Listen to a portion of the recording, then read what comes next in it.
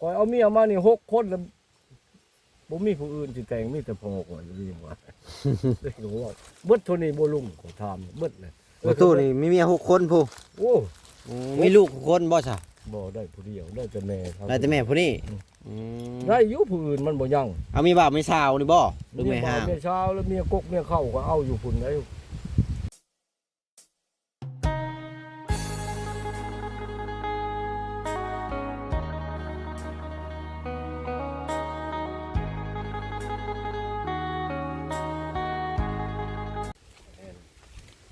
สบายดีแหละสวัสดีนะพี่น้องเสริมเปิดภาพมาตอนนี้มาอยู่ป่าอยู่ดอนพี่น้องเนาะน้องบุญทวีว่าทั้งโฟตู้เพิ่นมาลงป่าเนาะพี่น้องก็เลยขี่รถมุนป่ามุนดอนมา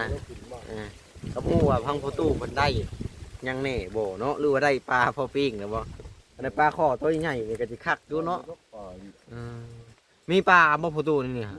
หลายบ่ บ่ร้อยแล้วเขากินเลยสิเอามันอยู่ในเชิงลงไปงมก็สู้เลยนะ บ่ได้มีแห่ แค่ก็อยู่เสียง อ๋อคิดว่ามีแห่คันมีแห่ยังว่าตึกได้อยู่เลิกบ่ในน้ำนี่ฮะ โอ้นะ เกี่ยวเข้า เลิกเสีย คิดว่าน้องสายผ้ามานำบ่ได้มา บ่ก็บ่ได้ว่าแล้วบ่เฒ่านะ น้องบุญทวีน้องสายผ้ามาพี่แล้ววะ บ่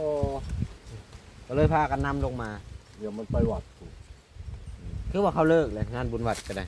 สบายดีสบายดี นั่งลงมันจังบ่เมื่อย ตูดอันไปหลับงูอ่ะ ลัดได้ใช่ หลับลงมาอย่ามาเขาตัวน้อย อ้อยนี่เป็นอ้อยผู้ใดนี่ดินข้าวเสาบ่นี่ บ่อ้อยในชาอยู่ อ้อยนะสาว น้องนี่ต้องดิ้นมาเดียวกันนี่ปั้นกันปวดเท้าไม่เท้าเป็นปั้นให้ คิดว่าเพิ่นเศร้าเพิ่นได้สักร้อยเด้เนาะปีหนึงนี่ โอ้เขาก็ได้อย่างนั้นลูกชายเป็นเห็นเขาบอกสมมานี่เขาไปเช่าไปงอดบริษัทในอันนี้ดิ้นเขาเอง อันนี้ฮะเป็นดินพ่อตู้บ่ตำบลนั่งตัวนี้ ดิ้นเบิดคุกลูกนี่แหละดิ้นลูกเบิดคุกคนนี่แหละ พันกันแล้วบ่ตอนนี้ก็ได้หรือว่ายังบ่ได้ ย่า พั ง น บริปั้นมันยังเป็นดิ้นร่วม9 คน ปันแตหนาทางซื่อ ปั้นจะดิ้น อ๋ คุกขา อย่ามันยากแต่ในหน้าทางหั่น แต่ว่าลูก9 คนพอให้ได้บุคคล ทางหน้าก็ให้ได้บุคคล พอบอกเขาหนนะ อืม แต่ว่าพอหันมาชูเมียแต่ก่อนเนาะวันนี้เมียใต้เขาก็ชงพอก็เมื่ออยู่คุณพุ่นเคียนผมเมื่ออยู่เฮือนพอของคอคนนะบ้านนี้แต่ว่าลูกเขากับมีเรื่องยังเขาก็เอิ้นมานะครับแล้วก่อนพอชินี่นะปี2002ก่อนนี้สั่งลูกว่าชูเบิ่งกันเด้อดินดอนตัวหยาก็แบ่งปั้นกันให้เว้ากันไผเนาะหักแพงกันบอกกันตลอดพอเอาผ้าเรื่องเดียวไปเมื่อเฮือนล่าง เป็นทั้งดีมีมูลหลายอยู่เนาะ กระมูลแม่เขาแหละคนเขาเอาหัดคอยแล้วเป็นคนเห็น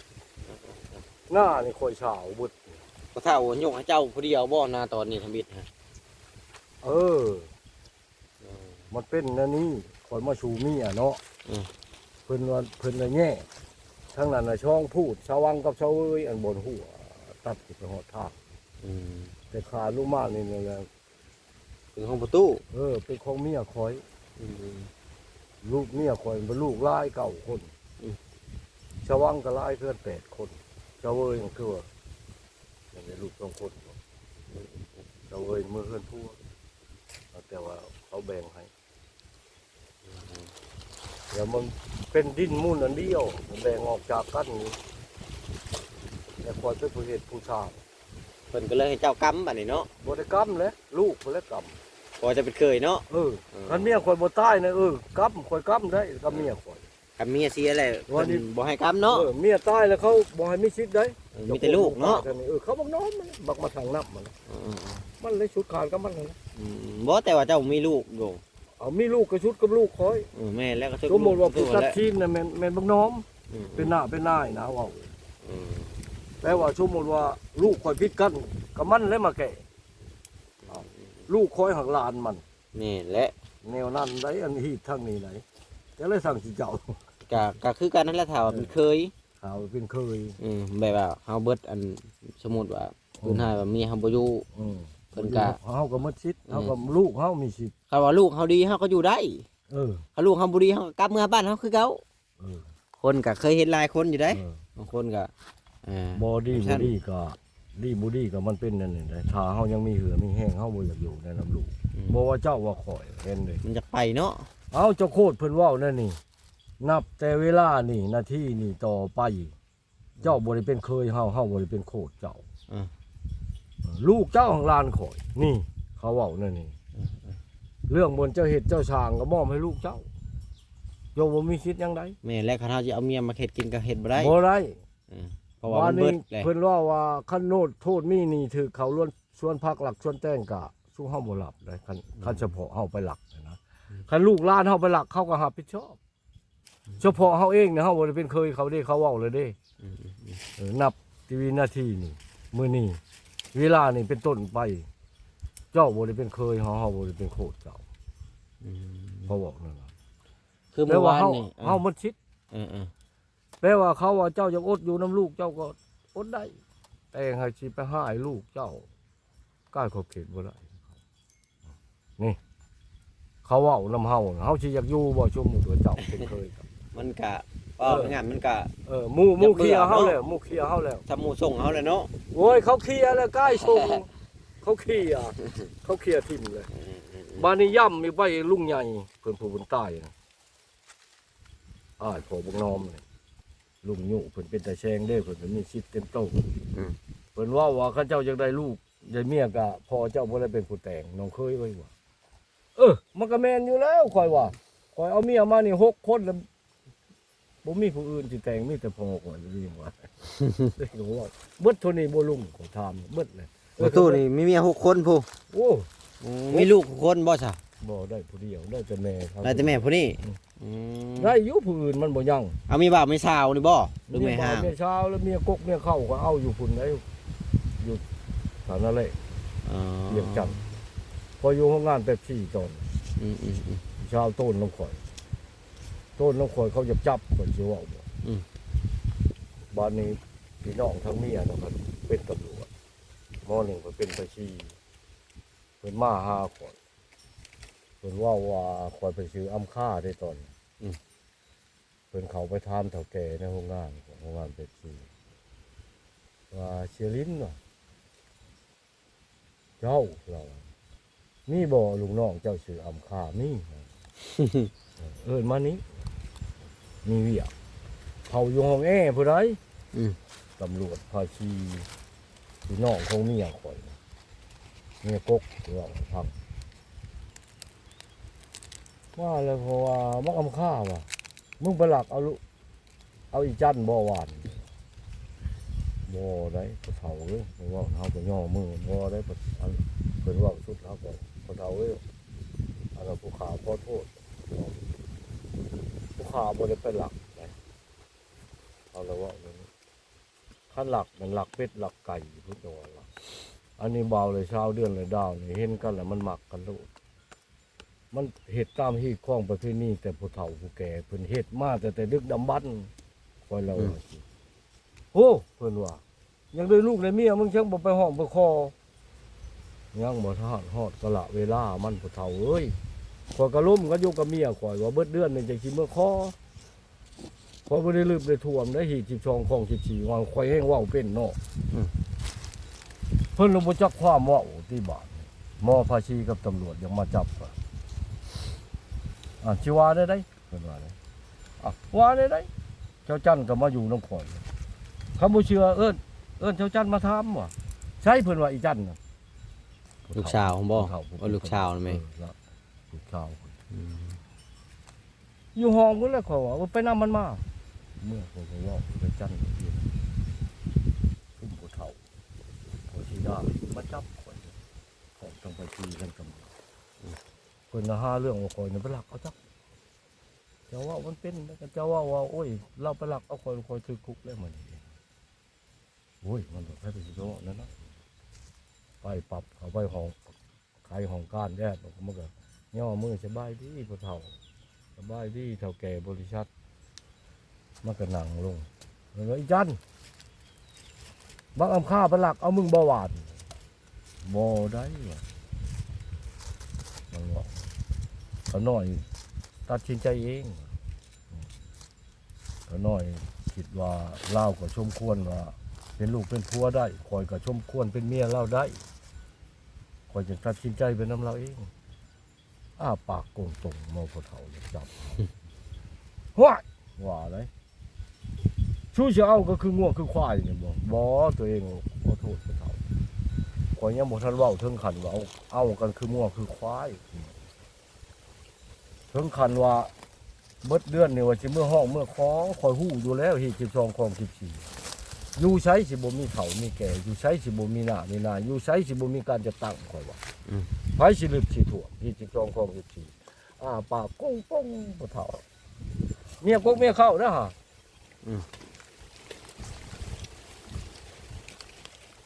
เพิ่นว่าเพิ่นก็ไล่แล้วบัดเพิ่นว่าไล่วันที่29มื้อเดือนเนาะ